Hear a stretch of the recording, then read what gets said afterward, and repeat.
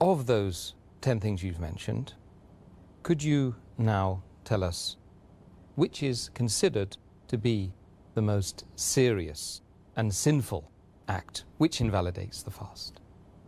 The act which is the most sinful and most serious amongst all of them, which invalidates the fast, it is sexual intercourse. That when you have sexual intercourse and when the two private parts meet, then your fast is invalidated, whether ejaculation takes place or not. And you have to repent for that.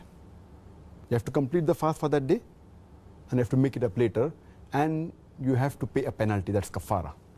According to the Sahih Hadith, in which a beloved Prophet said, it's mentioned in Sahih Bukhari, volume number 3, in the book of fasting, Hadith number 1936, where a man comes to the Prophet and says that I am ruined. Oh Prophet, I am ruined. The Prophet says, what is the matter? The man says, I had sex with my wife while I was fasting. So the Prophet says that, can you free a slave? So the man says, no, I cannot. Then the Prophet asks, can you fast consecutively for 2 months? Can you fast continuously for 60 days? The man says, no, I cannot. Then the Prophet says that, can you feed 60 poor people? And the man says no, and the hadith continues. In short, we come to know from this hadith that if any person does a sexual intercourse, it is one of the major sins. It is the most serious and sinful amongst all the things that break the fast. The person who does this sin, he should immediately repent to Allah subhanahu wa ta'ala and ask for forgiveness. He should complete his fast for that day and make up for that fast later on after Ramadan. And he has to pay a penalty.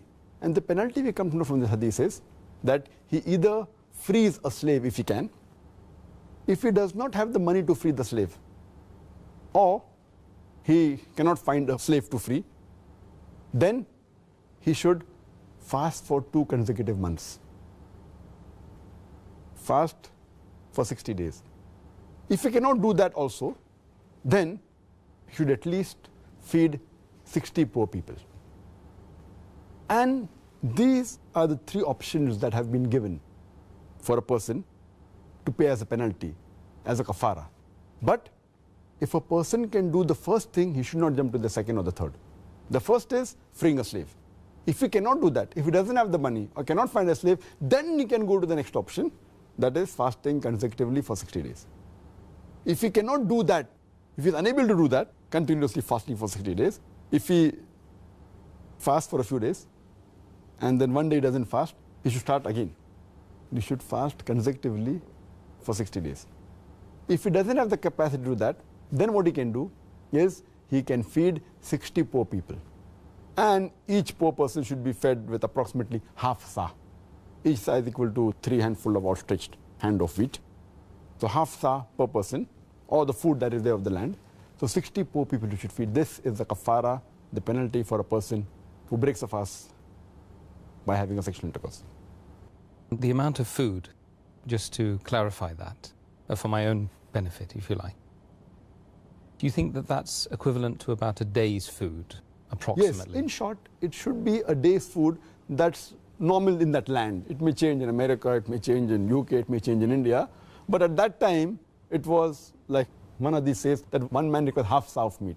And each sa of meat is outstretched, 2 hands is outstretched, and the amount of wheat that comes in, that's equal to sa. So half of 3. The other hadith says that 1 mud of meat, that is equal to 1 outstretched hand of wheat. The other hadith says that equivalent to fill a poor man's appetite, his stomach. So in short, you should feed a poor person, 60 poor people you should feed, approximately what is the food of that land that you should feed him. And if you can't find people in your land who are poor, then you look for the nearest place, or? Yes, anyway. And that's difficult in today's world that you cannot find 60 people to feed. I don't know any place in the world where you cannot find 60 people to feed. It may not be a locality, but if you just go to the next locality in your city, surely, in your country, surely you can find. I wish to Allah subhanahu wa ta'ala may that time come. Ameen, ameen. Which will come, inshallah. Inshallah.